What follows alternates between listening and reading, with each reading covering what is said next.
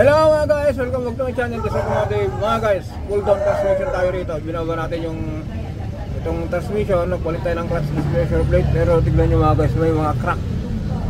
Bago natin isalpak yan, tinawagan natin muna yung may-ari. Kung sir, meron tayong napansin dito. Sabi nila, yes, kailangan namin yan.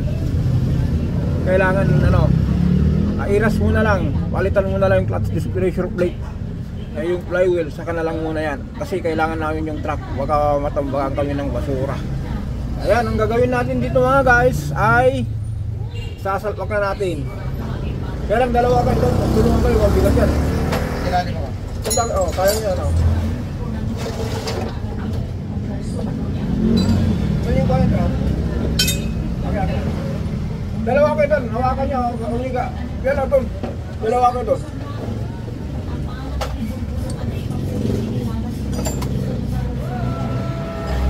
Wala na ka doon, mabigat yan.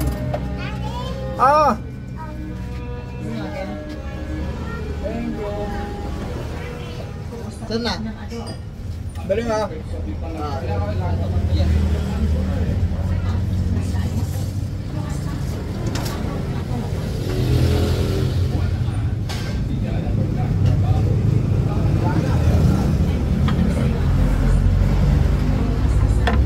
Itong guide na to. Itawat mo dito. Ito na. Kaya hindi kamera pa. Saan na? Hawakan nyo ha.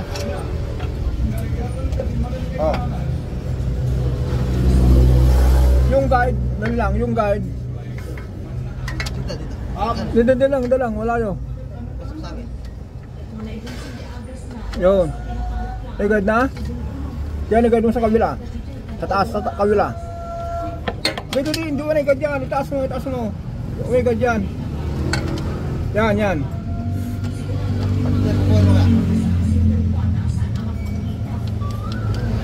Guide nyo ha. Sentro ko lang muna to. Dalang. Iangat ko lang muna to.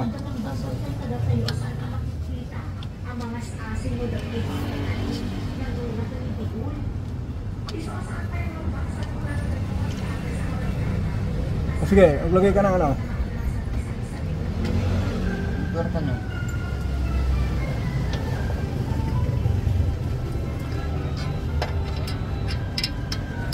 Hindi pa pumasok to. Maglagay ka lang na, maglagay ka lang ito. Yan. Hindi abot eh. Kuha ka ng dalang, hawakan mo lang ha. Sige.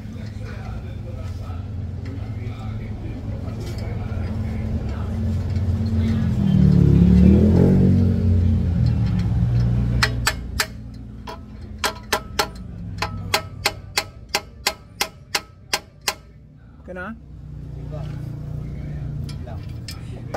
Huwag niyong bitawan, baka biglang bumita. Ano yan?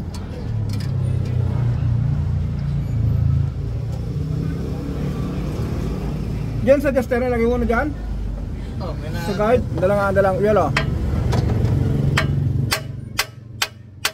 Ayan.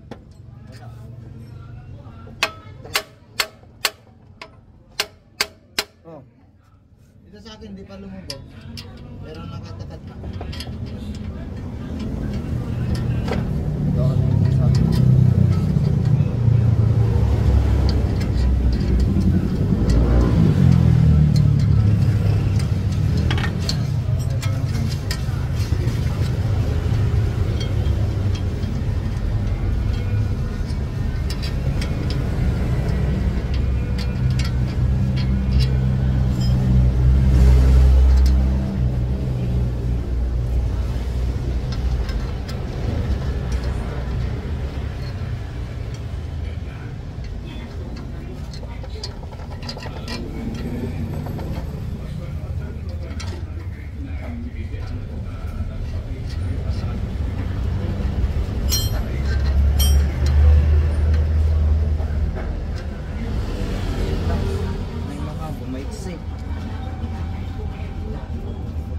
Yes. Alin?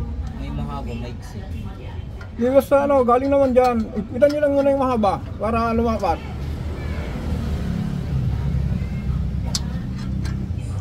Kung ano yung mga pumasok, ipitan nyo lang muna.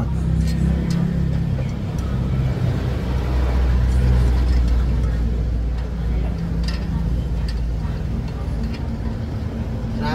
Bigyan niyo ako ng ano, yung ano, ratchet. Bala nyo ng 12. Walang red on, boss.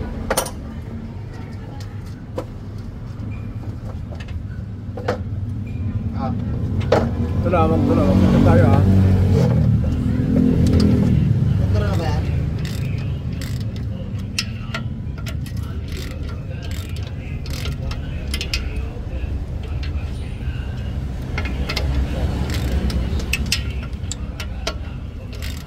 Yan sa ano, yan, mag-put ka din para maipit ko lang.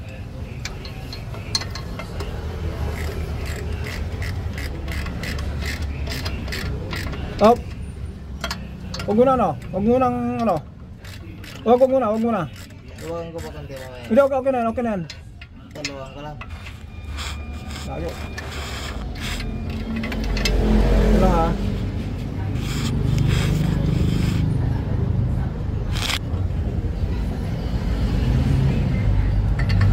Ito lang. Ah, luwagan ka lang. Okay na. Mga guys, fast forward na tayo.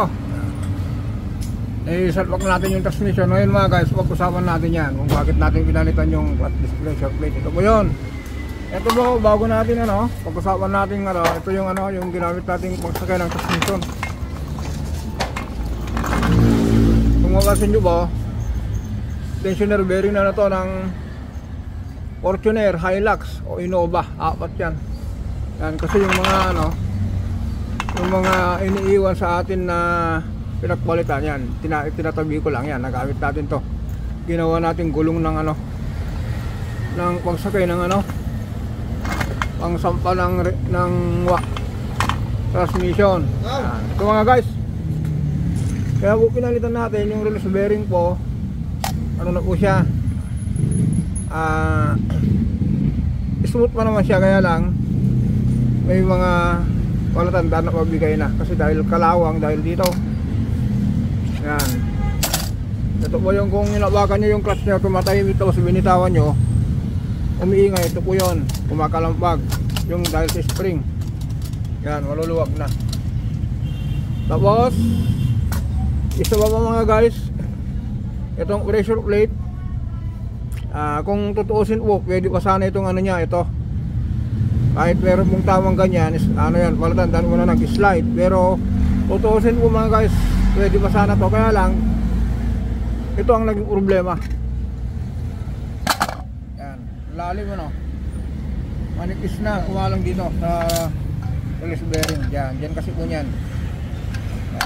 Kaya yan, ang pinalitan natin mga guys, clutch disc, release bearing, pressure plate. Sinabay na rin natin yung ano niya, yung pusrad niya. Yan, pusrad sa clutch. Okay mga guys, ganun lang po yan. Ulitin natin. Dahil yan, mamaya magpaantara tayo niyan. Ito ang ano, ito yung unang ginamit natin dito, yung Everest, yung transmission ng Ford Everest. Kasi mga guys, medyo mabigat po yung ano, yung transmission ng Everest. Kaya dati po meron tayo nito, kaya lang nasira. Ngayon, dahil medyo nahirapan tayo uli, binuhay natin. Eksakto rito sa truck na ginawa natin. Ito, truck, boom. Eksakto ito. At sa bande lang yan. Pagkalas natin ng ano, ng 4 na tornilyo, sakay lang yung ano, sakay lang yung jack dito. Yung urong lang ng ganyan. Okay na. Ayan. Hindi na sayang yung mga ano, gamit natin dito. Okay mga guys, ito lang po. Kaya po natin pinalitan ito. Mahirap i-cambio dahil yung release bearing hindi nakapwesto yung ano niya, yung housing niya. Pumalas yung ano, yung clutch fork. Tapos nung nababa natin, nakilabasin na natin yan, manipis na. Kaya sinabay natin ng pinalitan. Kaya saka ito mga guys, dito sa banda rito, makapal pa dito manipis. Kaya hindi bantay yung kain. Kaya yan, sabay-sabay natin pinalitan. Okay, hanggang dito lang po tayo. Truck po ito mga guys. Don't forget po to subscribe, like and share. Maraming salamat.